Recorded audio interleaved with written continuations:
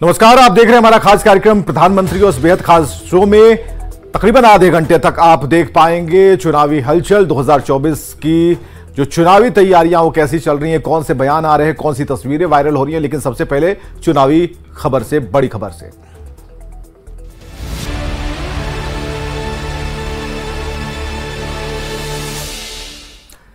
उपराष्ट्रपति और राज्यसभा के सभापति जगदीप धनखड़ का मजाक उड़ाने का मामला तूल पकड़ता जा रहा है। बीजेपी ने उपराष्ट्रपति जगदीप धनखड़ की मिमिक्री को संसदीय पद का अपमान बताते हुए विरोध प्रदर्शन किया। वहीं दिल्ली की सड़कों पर जाट और किसान समुदाय के लोग भी उतरे और जगदीप धनखड़ के मजाक उड़ाने को जाट और किसान समुदाय का अपमान बताया।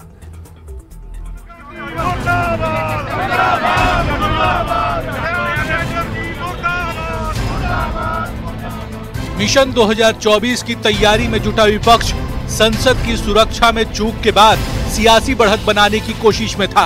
बढ़त दिख भी रही थी, लेकिन हमेशा की तरह विपक्ष ने एक ऐसी गलती कर दी जिसने बीजेपी को आगे आने और बढ़त बनाने का मौका दे दिया। ताजा मामला देश के उपराष्ट्रपति और राज्यसभा के सभापति जगदीप धनखड़ के नकल करने का है। टीएमसी सांसद कल्याण बनर्जी ने संसद के बाहर धनखड़ की नकल करते हुए मजाक उड़ाया। दूसरी तरफ राहुल गांधी इसका वीडियो बनाते रहे और विपक्ष के बाकी सांसद ठहाके लगाने में मशगूल दिखे। फिर क्या था, बीजेपी ने इस मामले को दोनों हाथों से लपक लिया। पार्टी ने इसे देश के संवैधानिक पद के अपमान से जोड़ दिया है और पटना से दिल्ली तक विपक्ष के खिलाफ मोर्चा खोल दिया है। किसान के बेटा और देश के उपराष्ट्रपति का जिस तरह अपमान इंडी गठबंधन के लोगों ने किया है, इसका घोर विरोध करते हैं और विरोध के माध्यम से आज पटना में पुतला दहन किया गया है। कई जगह सभी जिले में हम लोग पुतला दहन करके इसका विरोध करने का काम कर रहे हैं। बीजेपी ने इसे संवैधानिक पद का अपमान ही नहीं, बल्कि इस हरकत को किसान और जाट के अपमान से भी जोड़ दिया है। यानी लोकसभा चुनाव से पहले विपक्ष ने सत्ता पक्ष को बैठे बिठाए मुद्दा दे दिया है। जो उपराष्ट्रपति महोदय का, जो एक किसान का बेटा है, जो एक समाज का बहुत सम्मानित व्यक्ति है, ये किसानों का भी अपमान है, उनके समाज का भी अपमान है, संवैधानिक पदों पे बैठे हुए व्यक्तियों का अपमान है और इसका खामियाजा राहुल गांधी को और कांग्रेस को और अलायंस को भुगतना पड़ेगा। उपराष्ट्रपति के अपमान को किसान और जाट समुदाय का अपमान बताने की कोशिश रंग लाती दिखी। दिल्ली की सड़कों पर किसान और जाट समुदाय के लोग उतर आए। इनका कहना है कि टीएमसी सांसद कल्याण बनर्जी और राहुल गांधी ने जगदीप धनखड़ का अपमान कर पूरे किसान और जाट समुदाय का अपमान किया है। इनकी मांग है कि कांग्रेस सांसद राहुल गांधी माफी मांगे। किसान के बेटे की जिस वक्त बेइज्जती हो रही थी तो उसे समझाता नहीं, जबकि वो जानता है कि उपराष्ट्रपति का मतलब क्या होता है, वो जानता था, लेकिन वो अपनी वीडियो बनाता है। उसे ये नहीं कहता कि किसान का बेटे का अपमान मत करो, देश के द्वितीय आदमी का अपमान मत करो। वो उसके अपमान को और उकसाता है। मैं उसे भी चेतावनी देना चाहता हूँ कि आने वाला चुनाव है, वो भी माफी मांग ले, वरना किसी भी गाँव में पैर रखने नहीं दिया जाएगा।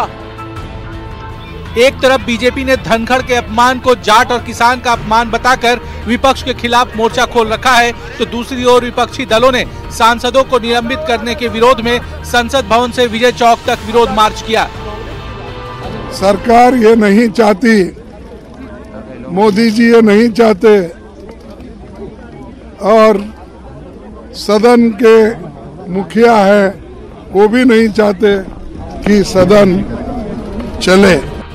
संसद की सुरक्षा में हुई चूक और फिर सांसदों के निलंबन के मुद्दे पर विपक्ष को अच्छी खासी सियासी बढ़त मिलती दिख रही थी, लेकिन विपक्ष की एक गलती ने बीजेपी को मौका दे दिया। बता दें कि बीजेपी विपक्ष की हर चूक को लपक कर आगे बढ़ती है जो उसे सियासी तौर पर फायदा पहुंचाता हो। बीजेपी ने उपराष्ट्रपति की मिमिक्री को जाति से जोड़कर बड़ा दांव चल दिया है। कांग्रेस नेता राहुल गांधी देश में ओबीसी जनगणना की मांग कर रहे हैं। इसी मुद्दे पर कांग्रेस ने राजस्थान, एमपी और छत्तीसगढ़ में विधानसभा चुनाव भी लड़ा था, लेकिन पार्टी इन तीनों राज्यों में हार गई। कांग्रेस इस मुद्दे को उठाकर बीजेपी के ओबीसी वोट बैंक में सेंध लगाने की कोशिश में थी, लेकिन पार्टी को इसका फायदा नहीं हुआ। उधर बीजेपी ने उपराष्ट्रपति के अपमान को किसान और ओबीसी से जोड़कर अपने वोटर को बड़ा संदेश देने की कोशिश की है, जिसका फायदा 2024 में उठाने की भरपूर कोशिश होगी। न्यूज 18 के लिए दिल्ली से अमितेश सिंह के साथ ब्यूरो रिपोर्ट। 19 दिसंबर को इंडिया अलायंस की बैठक हुई, लेकिन ना तो 2024 में मोदी के सामने विपक्ष का चेहरा तय हो पाया और ना ही गठबंधन के संयोजक के नाम पर मुहर लग पाई। हालांकि 28 विपक्षी दलों के बैठक में जल्द से जल्द सीट बंटवारे का काम खत्म करने पर आम सहमति बनी, लेकिन सीट शेयरिंग होगी कैसे और किस फॉर्मूले से सीटों का बंटवारा होगा, उसे लेकर चर्चा तेज है। और इसी बीच महागठबंधन के नेता ऑल इज वेल बता रहे हैं, तो बीजेपी का कहना है कि इंडिया अलायंस में कुछ भी ठीक नहीं। इंडिया गठबंधन की जो बैठक हुई बहुत पॉजिटिव हुई। देखिए कहावत है, न माया मिली न राम।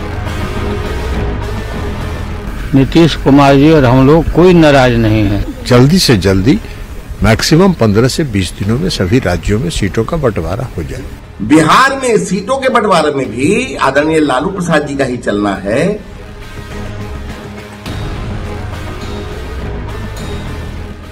इंडी अलायंस की चौथी बैठक के बाद भी बात बनी या बिगड़ गई, इसको लेकर तरह तरह की चर्चाएं तेज है। बीजेपी के नेता जहां सीएम नीतीश की नाराजगी की बात कहते हुए तंज कस रहे हैं, तो आरजेडी के अध्यक्ष लालू प्रसाद का कहना है कि बैठक बहुत अच्छी रही, ना नीतीश और ना ही वो किसी बात पर नाराज हैं। सब लोग मजबूती के साथ एक साथ चुनाव लड़ेंगे।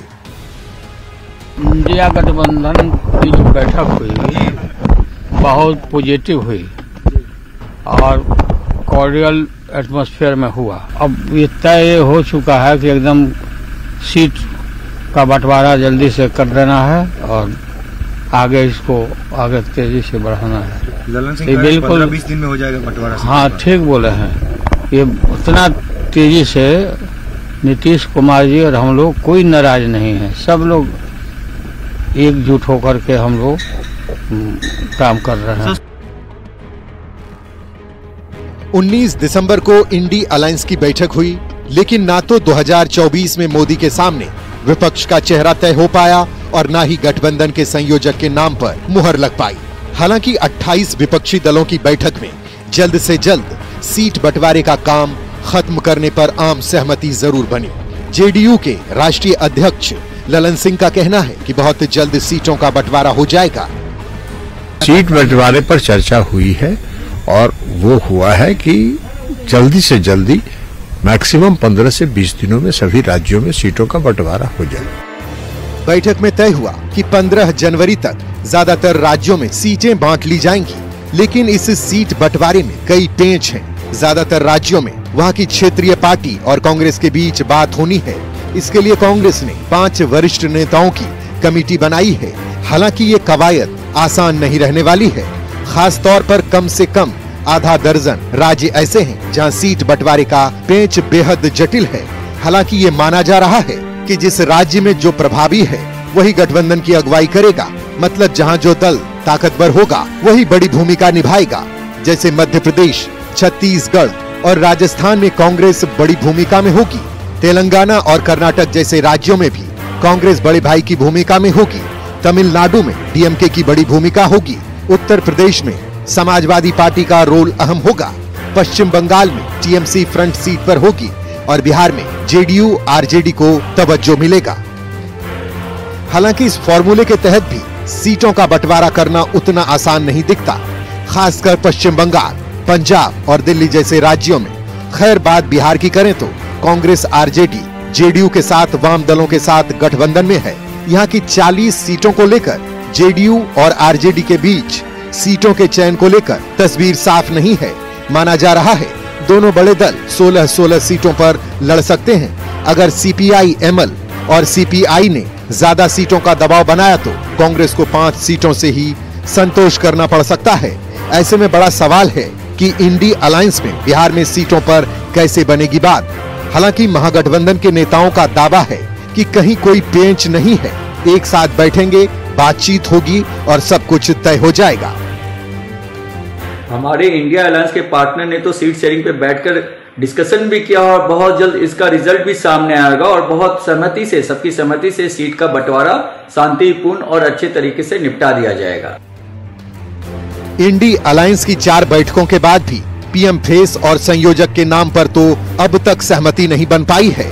देखना यह होगा कि सीटों के बंटवारे पर कब तक और किस हद तक बात बन पाती है। न्यूज 18 के लिए दिल्ली से अमितेश सिंह के साथ ब्यूरो रिपोर्ट। बढ़ते हैं अगले सेगमेंट की तरफ, बयान बवाली की तरफ। नेताओं के वैसे बयान जिस पर मचा है सियासी घमासान।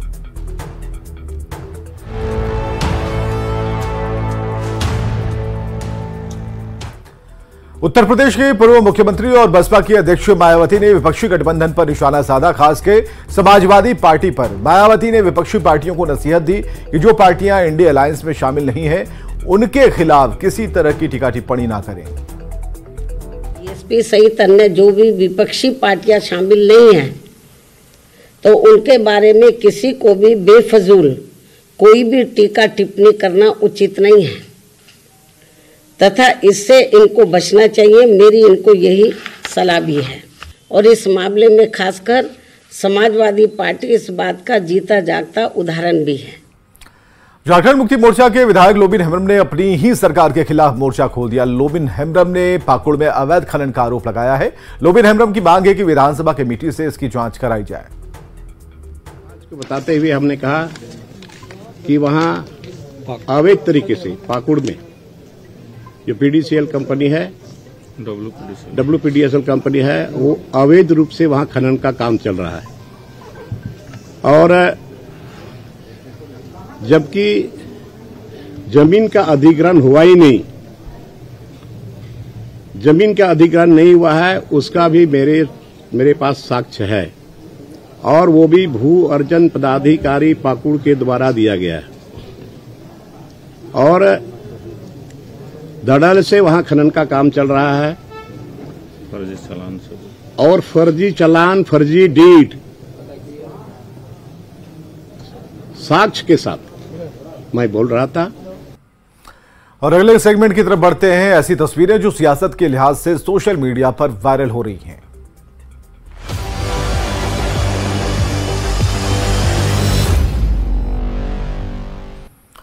चुनावी वायरल में दिखाते उत्तर प्रदेश के सीएम योगी आदित्यनाथ का अनोखा अंदाज। सीएम योगी का यह अंदाज बेहद कम देखने को मिलता है।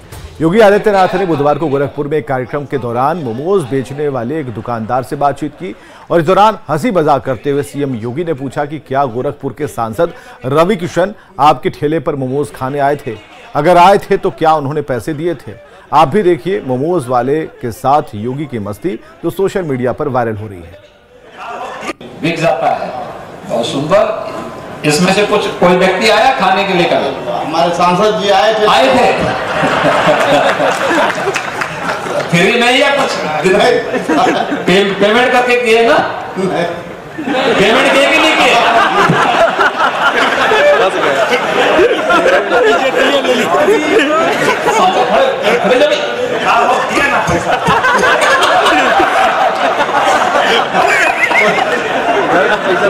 वहीं पर आपको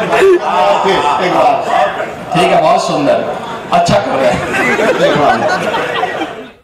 संसद परिसर में राज्यसभा के सभापति जगदीप धनखड़ का टीएमसी सांसद ने मजाक उड़ाया और इस विवाद के बीच ही उपराष्ट्रपति का एक दिल छूने वाला वीडियो वायरल हो रहा है, जिसमें वो अपने टीचर के पैर छूते हुए दिख रहे हैं। ये वीडियो केरल का बताया जा रहा है।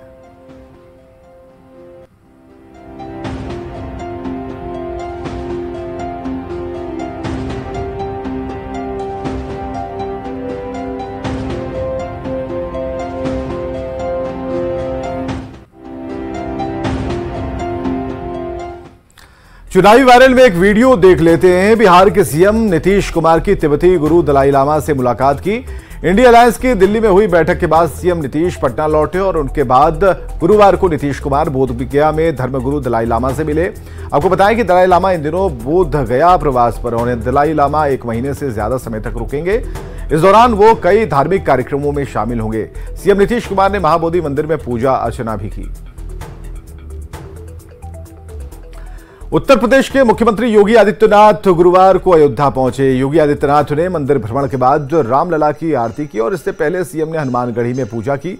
सीएम योगी अयोध्या में श्री राम मंदिर के निर्माण कार्य का जायजा लेने और पीएम मोदी के दौरे से पहले व्यवस्थाओं का जायजा लेने पहुंचे थे।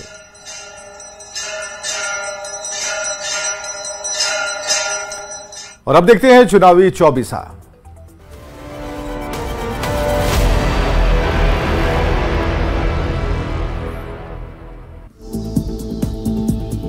पीएम मोदी का अल्पसंख्यकों को लेकर बड़ा बयान। कहा, मुस्लिमों के लिए भारत की धरती जन्नत, भारत में समृद्धि की ओर बढ़ रहे पारसी।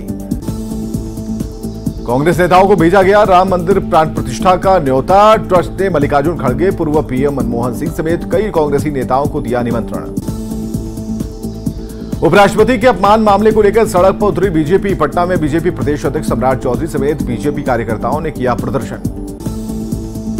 राजस्थान के झुंझुनू में उपराष्ट्रपति के अपमान को लेकर लोगों में गुस्सा। विरोध में गांव वालों ने सांसद कल्याण बनर्जी का जलाया पुतला।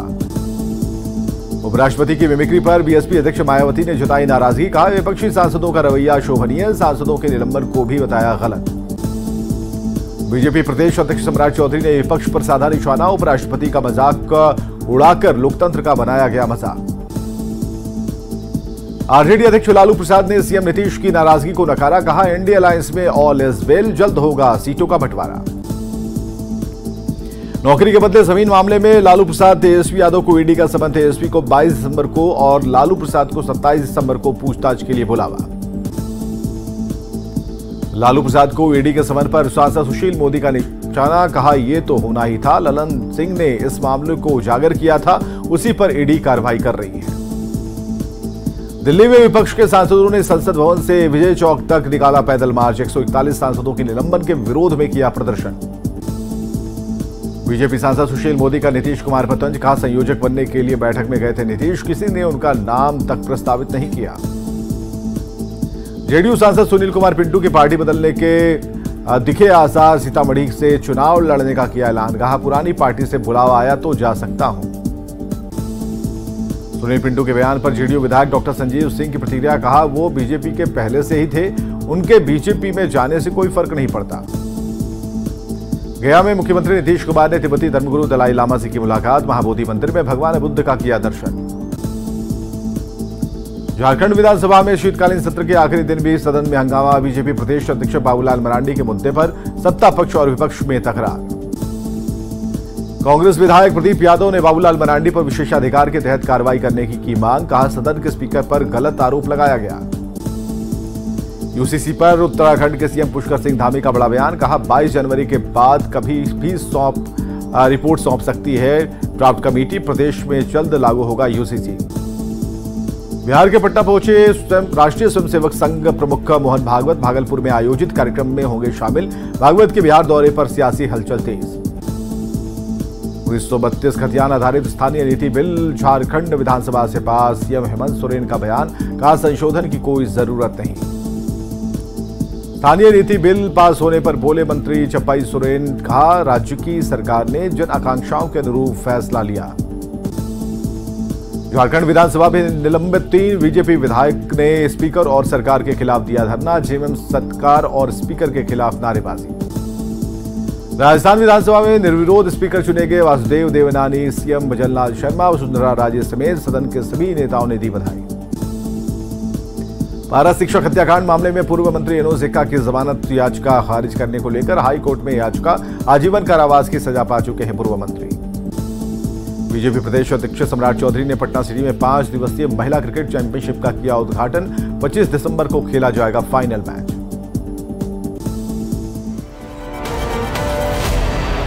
और फिलहाल इस कार्यक्रम में बस इतना ही।